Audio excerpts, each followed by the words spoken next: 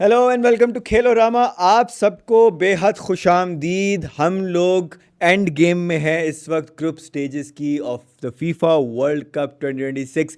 कल हमने यहाँ बैठ के कुछ प्रिडिक्शंस किए थे कि हमारे लिहाज से कौन सी थर्ड प्लेस टीम्स आगे जाने वाली हैं, किन ग्रुप से थर्ड प्लेस टीम्स आगे जाएंगी।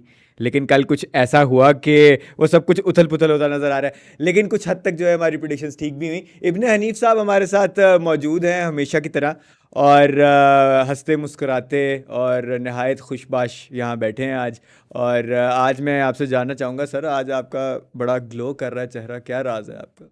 नहीं, पहले आप मुझे एक बात बताएं। कल आपने क्या किया? क्या किया?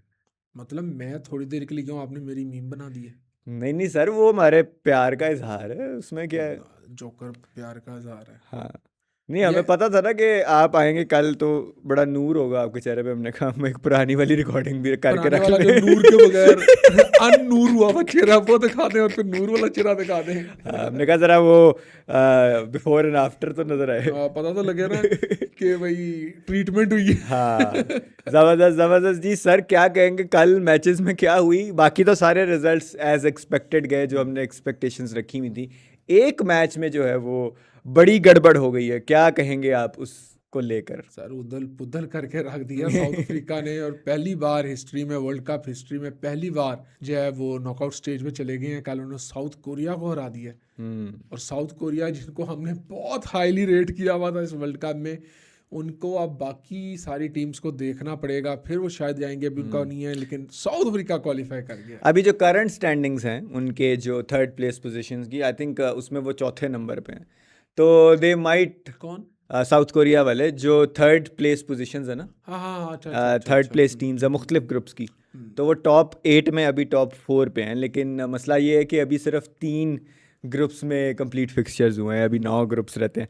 सो साउथ कोरिया वाले आई थिंक होप कर रहे होंगे कि जो उनकी चौथे नंबर की पोजीशन है वो 8वें से नीचे ना जाए तो कम सर से कम। अगर उरुग्वे भी कुछ कर जाता है, सेनेगल भी कर जाता है, जो कि अच्छा हम्म। सेनेगल कर भी सकता है, हम्म। ईरान और उन सारा अगर मिल मिला के कर जाते हैं, तो हो सकता है मुश्किल बहुत हो जाए उनके लिए। आई थिंक उरुग्वे तो अगर कुछ कर गया तो फिर तो बहुत सारी टीम्स के लिए मसला होगा।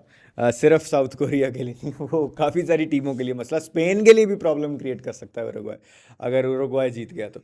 लेकिन लेट्स सी जी, आज हम बात, ये मौजू है कल के लिए उरुग्वे वाले मैचेस का। हम्म। आज कुछ और मैचेस जो है वो हम डिस्कस, चेकिया ने तो वही किया जो हमने हाँ जी, सोचा था। कुछ कुछ और मैचेस डिस्कस करेंगे। लेकिन पहले जो कल मैचेस हुए उनको एक दफ़ा डिस्कस कर लेते हैं, सारे गेम्स को। आपने चकिया का जिक्र किया, चकिया से स्टार्ट लेते हैं सर।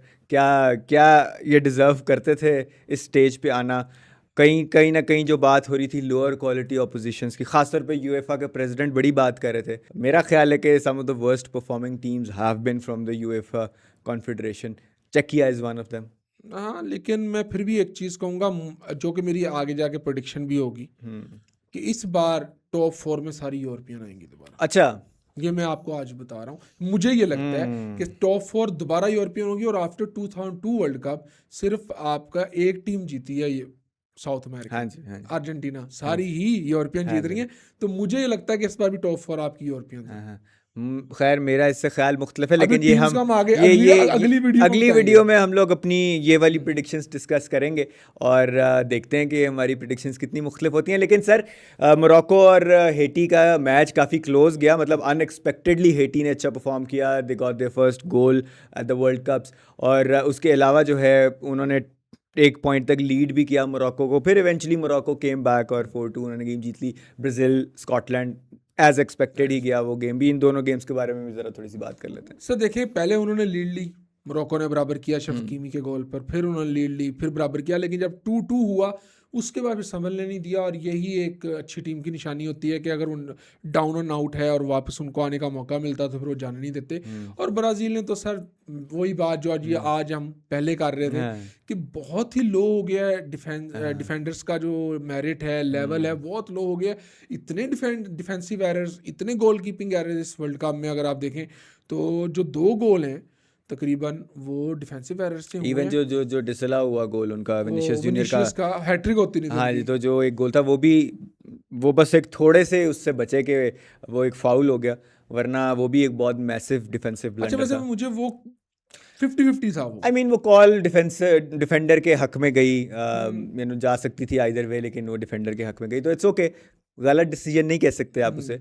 अच्छा, इसके अलावा जो इंटरेस्टिंग मैचेस हुए वो हुए ग्रुप बी के अंदर, जो सबसे पहले मैचेस हुए स्विट्जरलैंड वर्सेस कनाडा। अब स्विट्जरलैंड के पास बड़ा अच्छा चांस है कि वो एक अच्छा रन पुट अप कर सकते हैं इस वर्ल्ड कप में। देखिए, स्विट्ज़रलैंड से हमें तवक्को थी, उन्होंने पहले मैच के बाद अच्छा कमबैक किया, लेकिन कल कनाडा बहुत अच्छा खेला है और स्पेसिफिकली सेकंड हाफ उन्होंने बहुत ही आउटस्टैंडिंग खेला है, बड़े अटैक किए हैं। स्विट्ज़रलैंड हमें काउंटर्स पे सेकंड हाफ में नज़र आया, लेकिन ज़्यादातर जो था प्रेसिंग वो कनाडा की साइड से नज़र आई।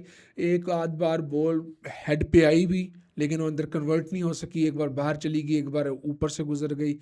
तो कनाडा ने अच्छा अच्छा शो किया कल, और मुझे अभी भी लगता है कि कनाडा कुछ ना कुछ आगे, बेशक जिस भी वो जाता है ग्राउंड पे खेलने, वो कुछ कर सकता है। बॉस्निया कतर के मैच पे एक छोटी सी बात करते हैं, फिर आगे चलते हैं, आज के मैचेस पे बात करते सर, एक्सपेक्टेड था बोस्निया जीतेगा, उन्होंने डोमिनेट किया, उन्होंने जीता। कतर ने ऑल दो आपने देखा कतर ने वापसी की, 2-1 किया, और एक उनका जो गोल था, वो बॉल जो थी वो बार पे भी लग गई।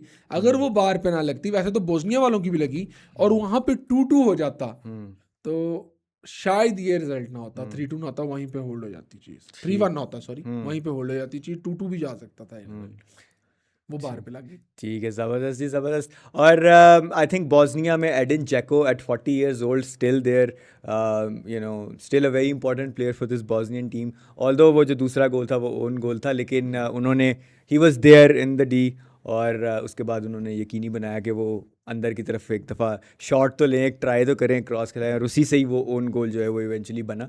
यहाँ पे हम जो है वो कल वाले मैचेस को ज़रा रैप अप करते हैं और जल्दी से बात करते हैं आज होने वाले मैचेस के बारे में। आज अगले 3 ग्रुप्स का जो है वो फाइनल डिसीजन, फाइनल नतीजा हमारे सामने आ जाएगा, और उसमें हम ग्रुप डी से लेके ग्रुप एफ तक के फिक्सचर्स जो है उनके साथ डील कर रहे होंगे।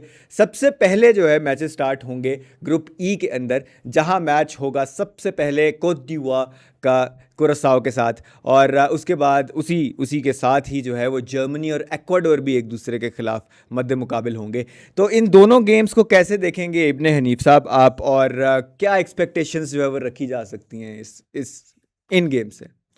देखिए, एक्सपेक्टेड वही है, मैं तो अभी भी उसी के साथ जाऊंगा कि एक्वाडोर बाहर होने जा रहा है, जर्मनी इजीली उनको हराएगा, और कुरासाओ का सफ़र भी यहीं पे ख़त्म हो जाएगा, कोट आइवरी उनको हराएगा।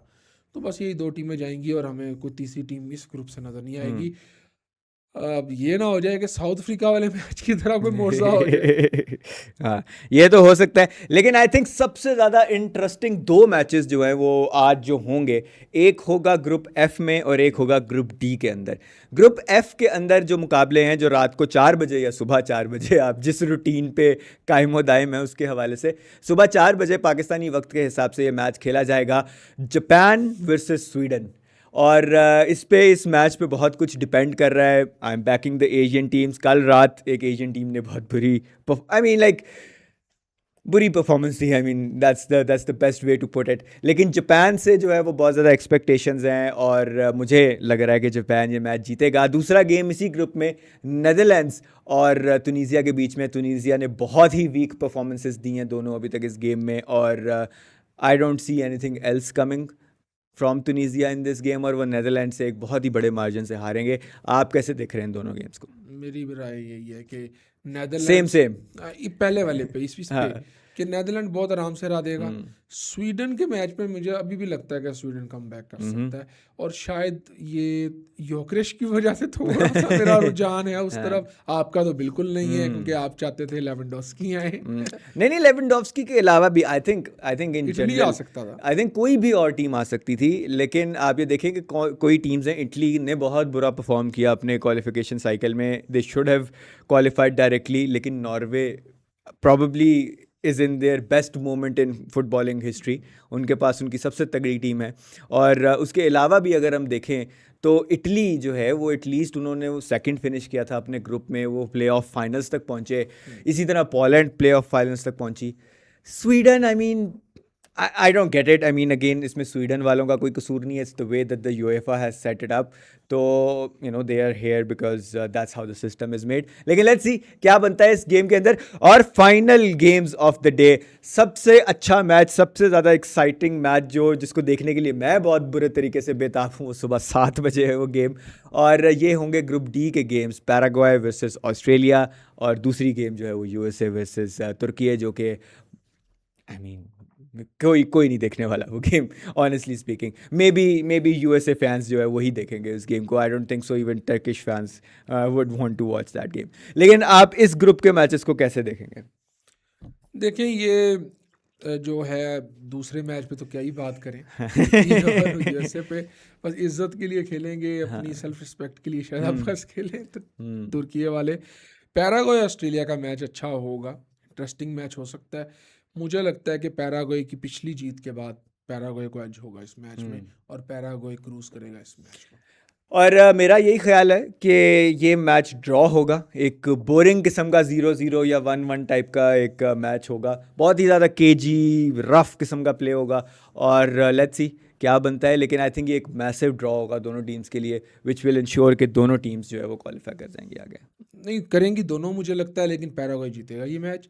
एक चीज़ अच्छा आपको एक आज इंटरेस्टिंग फैक्ट बताऊं, इस वर्ल्ड कप में अभी तक 21.4% जो सब्स्टिट्यूट प्लेयर्स हैं उन्होंने गोल किया. ये किसी भी वर्ल्ड कप में अभी तक की सबसे ज़्यादा रेशियो है. इससे पहले 18.7% थी 2014 के वर्ल्ड कप. अरे वाह, उसमें वर्ल्ड कप फाइनल में भी एक सब्स्टिट्यूट ने गोल किया था, जो कि आज तक वो जो वो दिल पे छुरा मार के जो है ना, वो यूं मारियो गोत्से का नाम लिखा हुआ है, और कहा गया था योशिम लॉ की तरफ से, go and prove you are better than Messi. हाँ, बट लेकिन आई थिंक आई मीन क्या कह सकते हैं, पिछले वर्ल्ड कप के बाद वो सारे दाग, वो सब दुख, वो सब हसरतें, वो सब डेविस्टेशंस, वो सब जज्बात, वो सब के सब जो एक लॉस की कैफियत थी, वो सब धुल चुकी है. एक तरीके से एक रूहानी मोक्ष प्राप्त हो चुका है उन सब लोगों को जो अर्जेंटीना के सपोर्टर्स थे, जो उस वर्ल्ड कप फाइनल में बड़ी उम्मीदों के साथ जो है वो उस मैच को देख रहे थे. ख़ासतौर पे हमारी जनरेशन के बच्चे जो ऑलमोस्ट उस टाइम 17-18 साल के थे और बिल्कुल एडल्टहुड की दहलीज़ पर कदम रखे हुए थे. अभी हम लोग एंटर होने वाले थे अपने एक नए फेज़ में अपनी ज़िंदगी के. तो कुछ उम्मीदें टूटी. शायद ज़िंदगी ने हमें बताया कि ज़िंदगी इतनी रोज़ी नहीं होती, कई जगह पर जो है वो मुश्किलात आती हैं, दिल टूटते हैं, और शायद वो बहुत ज़रूरी भी था एज़ फुटबॉल फैंस नहीं बल्कि एज इंसान भी वो दिल टूटते हुए देखना. और मेरा ख्याल है that also change the course of Messi's career a lot and the trajectory of Argentinian team as well. अगर अर्जेंटीना वो वर्ल्ड कप जीत जाता, आई थिंक मेसी आज ना खेल रहे होते. Messi would have retired a long time ago, और अर्जेंटीनियन टीम जो है वो इतने हाई लेवल पे कम्पीट ना कर रही होती. तो कहीं ना कहीं वो एक बिटर स्वीट मोमेंट था जो 2014 के वर्ल्ड कप में हम सब अर्जेंटीनियन फैंस जो अर्जेंटीना में थे, अर्जेंटीना से बाहर थे, दुनिया भर में फैले हुए थे, उनके लिए एक तल्ख मोमेंट था बहुत ज़्यादा. लेकिन इवेंचुअली शुक्र अल्हम्दुलिल्लाह, how we won the last World Cup and now everything has been healed. I have been healed as a sports fan and as a human being. जी अभी आपने अहमद अली शाह साहब को एक मोटिवेशनल स्पीकर को सुना बड़ा डिटेल से. नाज़रीन तो मुझे भी बुलाया करे जी, मुझे भी बुलाया करे, मुझे इनको भी बुलाया करे. और मैं एक और बात भी करता चलूं कि फिर बेहतर नहीं था कि जान छड़ देंदा यार, तौबा कर ले. हाँ तौबा, याद है आपको ये बात कि बेहतर था फिर तौबा कर लेना, क्योंकि अगर ये वर्ल्ड कप हार गया तो फिर. हाँ चले कोई बात नहीं, वो एक वर्ल्ड कप तो जीत चुके हैं और आई थिंक अब वो सिर्फ एंजॉय कर रहे हैं अपनी फुटबॉल, और हम एज फैंस उनको एंजॉय कर रहे हैं, उनको खेलते हुए देख के. कल वो 39 साल के हो चुके हैं. 24 जून 1987 से लेके 24 जून सन 2026 मेसी की ग्रेटनेस चल रही है, और हम उम्मीद करेंगे कि चलती रहे. उन्होंने एक छोटा सा इशारा दिया कि शायद वो 2030 का वर्ल्ड कप भी खेले. अल्लाह उनको सेहत तंदुरुस्ती दे और इन्होंने भी दिया अच्छे तरीके से खेले. जी ज़रूर, वो भी अच्छा खेलें, वो भी अभी लीग जीते हैं सऊदी में, तो उम्मीद करते हैं कि जी वो भी अच्छा खेलें और खेलते रहें, और हमें कई और बरसों के लिए इन दोनों को खेलता देखना नसीब हो. आमीन जी आमीन. और इसी दुआया नोट पे हम जो है वो आपसे इजाज़त चाहेंगे. आपसे मुलाकात होगी आज एक स्पेशल वीडियो के अंदर, तो ज़रूर देखते रहिए हमारा चैनल और हमें सब्सक्राइब कीजिए. फेसबुक, इंस्टाग्राम, टिकटॉक पे हमें फॉलो कर दीजिए, और कमेंट्स में हमें ज़रूर बताइए कि हमारी बातें आपको कैसी लगी. अल्लाह हाफ़िज़.